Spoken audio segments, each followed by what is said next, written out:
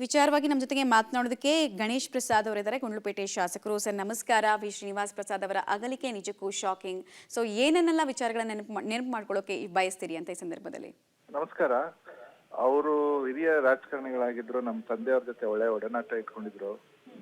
ನಮ್ಮ ತಂದೆಯವರು 5 ಬಾರಿ ಗೆದ್ದಾಗ್ಲೂ ಅವರು ನಮ್ಮ ತಂದೆಯವ್ರಿಗೆ ಸಪೋರ್ಟಿವ್ ಆಗಿದ್ರು. ಜೊತೆಗೆ ಕಳೆದ ಬಾರಿ ಅವ್ರನ್ನ ಭೇಟಿ ಮಾಡಿದಾಗ ನಾನು ಈಗ ಒಂದು 15 ದಿನದಿಂದ ನನಗೆ ನೀನು ಚೆನ್ನಾಗಿ ಓಡಾಡ್ತಿದ್ಯಪ್ಪ, ಬೆಳೆಯಕ್ಕೆ ಅವಕಾಶಗಳಿದೆ, ಉಪಯೋಗಿಸ್ಕೊಂತ ಹೆಸರುಗಳನ್ನ ಮಾಡಿದ್ರು. ಈ ಭಾಗದಲ್ಲಿ ಒಳ್ಳೆ ಹೆಸರು ಮಾಡಿದ್ರು. ಜೊತೆಗೆ ಅವ್ರ ಬಗ್ಗೆ ಜನಕ್ಕೆ ಅಪಾರವಾದ ವಿಶ್ವಾಸ ಇತ್ತು. ಅವ್ರು ಇವತ್ತು ಇಲ್ಲಿ ನಮ್ಮ ಮಧ್ಯದಲ್ಲಿ ಇಲ್ಲ ಅನ್ನೋದು ದೊಡ್ಡ ಲಾಸ್ ಅಂತ ನಾನು ಭಾವಿಸ್ತೀನಿ ಮೈಸೂರು ಭಾಗದಲ್ಲಿ.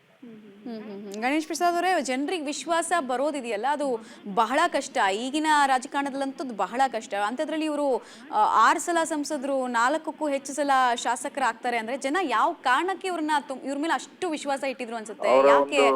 ಜನರ ಜೊತೆ ಇದ್ದಂತ ಒಡನಾಟ, ಯಾಕಂದ್ರೆ ಅದೇ ಒಬ್ಬ ಜನಸಾಮಾನ್ಯರನ್ನು ಮಾತಾಡ್ಸೋರು, ಜೊತೆಗೆ ಒಂದು ದೀನ ದಲಿತರ ಪರವಾಗಿ ಅವರು ಧ್ವನಿ ಎತ್ತಿದ್ರಿಂದ ಅವ್ರ ಬಗ್ಗೆ ಭಾರಿ ವಿಶ್ವಾಸ ಇತ್ತು ಜನರಲ್ಲಿ.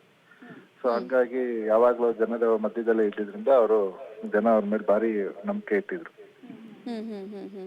ರಾಜಕಾರಣದ ಬಗ್ಗೆ ತುಂಬಾ ಕಾನ್ಸಂಟ್ರೇಟ್ ಮಾಡ್ತಾ ಎಲ್ಲೋ ಒಂದ್ ಕಡೆ ಅವರ ಆರೋಗ್ಯದ ಬಗ್ಗೆ ಸ್ವಲ್ಪ ನೆಗ್ಲೆಕ್ಟ್ ಮಾಡಿದ್ರಾ, ಇಲ್ಲಾಂದ್ರೆ ಇನ್ನೂ ಒಂದಷ್ಟು ವರ್ಷಗಳ ಕಾಲ ನಮ್ಮ ಜೊತೆ ಇರ್ತಾ ಇದ್ರು ಅಂತ ಅನ್ಸಿದ್ದಿದ್ಯಾ ನಿಮ್ಗೆ ಗಣೇಶ್ ಪ್ರಸಾದ್ ಅವರೇ?